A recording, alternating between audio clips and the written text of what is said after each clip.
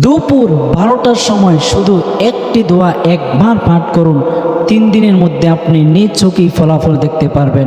যদি কোনো ব্যক্তি দুপুর 12টার সময় একটি দোয়া পড়ে, ওই ব্যক্তি 3 দিনে আমলটি করবে, 3 দিনের মধ্যেই ফলাফল পেয়ে যাবেন ইনশাআল্লাহ।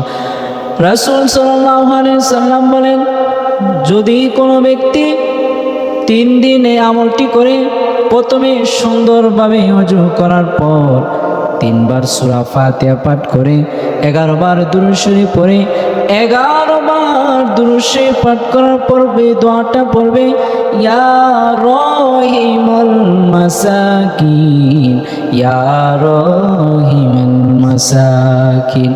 যদি কোনো ব্যক্তি 3 দিনে আমলটি করতে পারে লাগাতার, আল্লাহ রাব্বুল আলামিন ওই ব্যক্তিকে 3 দিনের মধ্যে নিজ চোখে ফলাফল দেখিয়ে দিবেন এবং ওই ব্যক্তির মনের সকল আশা পূর্ণ করে দিবেন। ওই ব্যক্তি যা চাইবে দোয়াটি পড়ে আল্লাহ রাব্বুল আলামিন ওই ব্যক্তিকে তাই দিবেন। যদি কোনো ব্যক্তি টাকা পয়সা ধন সম্পত্তি দোয়াটি পড়ে চায়, আল্লাহ রাব্বুল আলামিন ওই ব্যক্তির মনের সকল আশা পূর্ণ করে দিবেন।